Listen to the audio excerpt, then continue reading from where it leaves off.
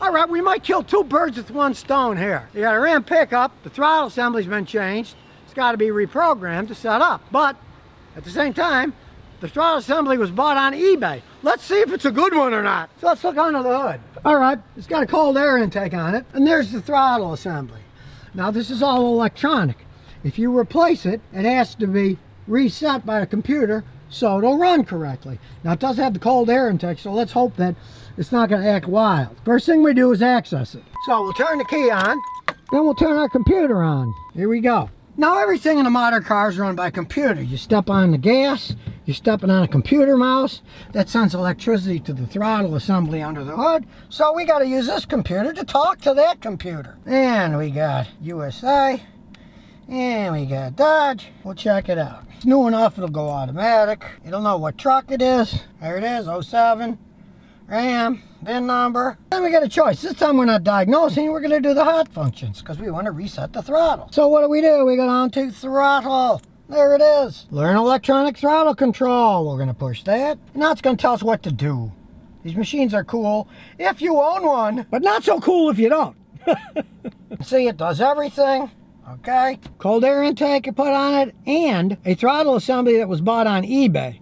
So we're taking a couple of chances here. We'll see what the machine does. All right, it tells you the engine must be stopped. Press and hold the accelerator pedal to the floor.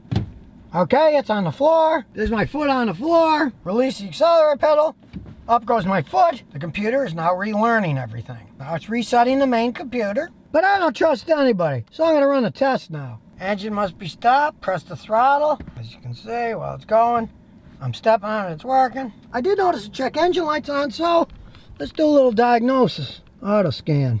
It's a typical Dodge. The instrument cluster has 2 faults. The central gateway has 3 faults. The radio has 2 faults. The electronic overhead system has 2 faults. Well, the only one that really might mean something that we care about is the central gateway. Read those codes. Parking lamp, lost communication with ABS, starter control open. Communication codes and other body codes. You see it all the time on these. Electronics are a little weak. It's not running that bad. That personally, I would just leave alone and live. But just out of curiosity, I'm going to erase all the codes and take it for a road test. As you can see, they're all gone now. So, let's close the hood, take it for a ride. It's going to act weird because the throttle's been reset.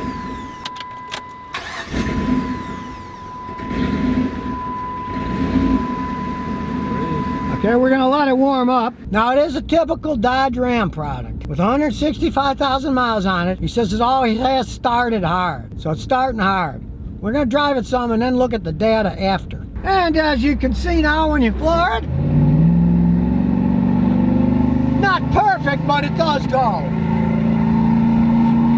So it's not perfect, but we can only hope that over time, as it resets itself, it'll do a lot better than it was hesitating and missing. It's set back to the original factory settings now, and of course this thing's got 165,000 miles in it. Stuff is worn. It's going to have to compensate, and you want to pray that it isn't more electrical failure, because I reset all the codes, and guess what? A bunch of central gateway codes came up, and wiring short codes, so it's probably got a problem with the wiring harness too. But at least it's running okay now with the eBay throttle assembly. That part's still working. On any modern vehicle that has an electronic throttle assembly, you really have to have a fancy scan tool to reprogram it so it sets itself up right. Otherwise, it won't know what to do. It's confused. And you also learn maybe not a smart idea to keep a Ram truck at 160,000 miles or more, because the electronics often start to fail. This guy's the original owner of that truck. Never been in a wreck. Now the electronics are starting to break down.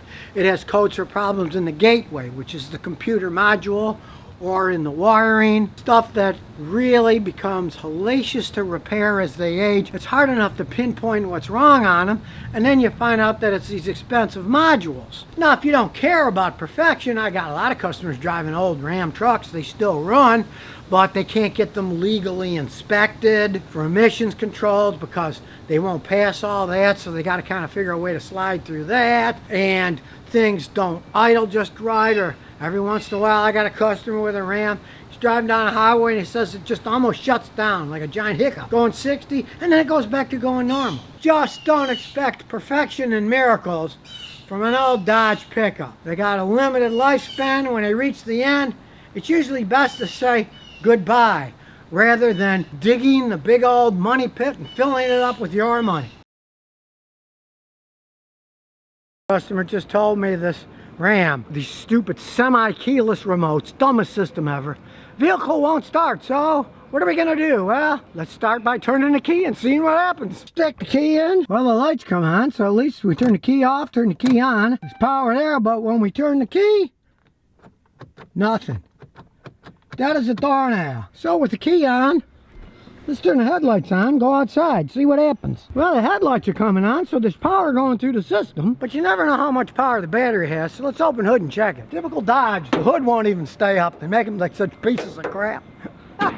So we need a stick. So test the battery. One tester on here, and one tester on there. And since it says right here, 790 cold cranking amps, we'll check that. It's in the vehicle.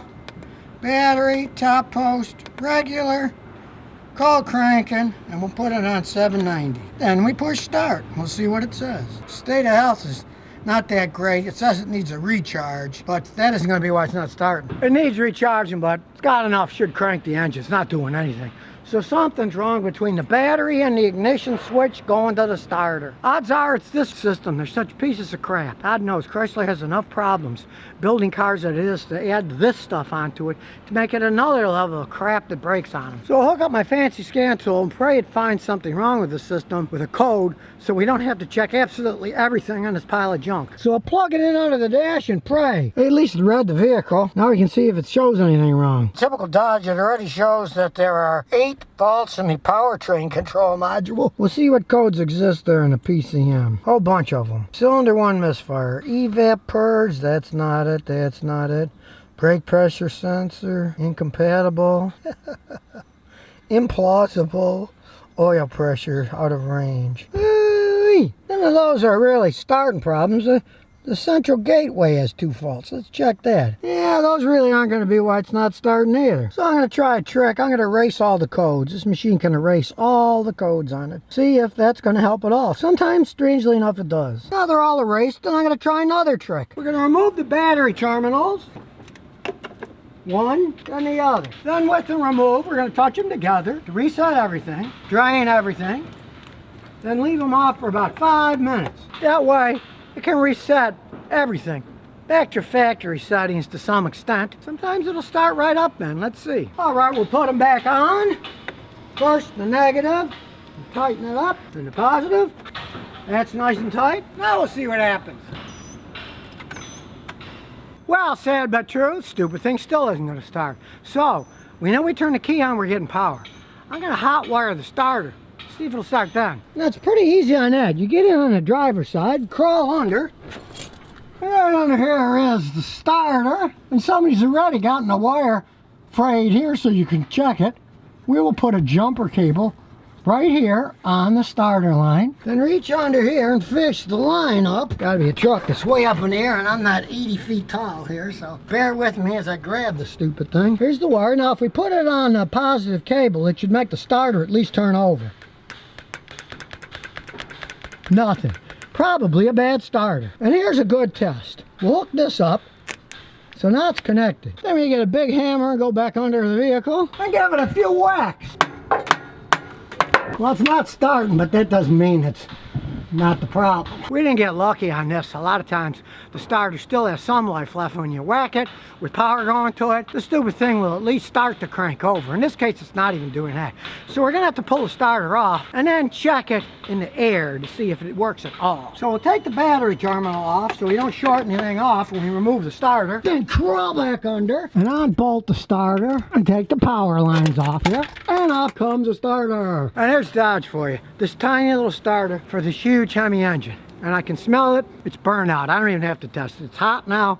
And I can smell it's just burnout. Cheap starter on a big engine. And here's the replacement tiny starter. That's all they had to fit on the stupid thing. At least locally, if you really want to do a better job, you can try to find a racing starter that's a lot better than this piece of crap. But this is just the guy's work truck, so I'm just putting the same thing back on. So it just slides back in the hole, and you put the 2 bolts in, the bottom and the top. Get them on nice and tight. And don't forget to do the top one too. There are 2 of them holding it in. Then you get the big power cable and put it on, throw a nut on top of it and tighten that up.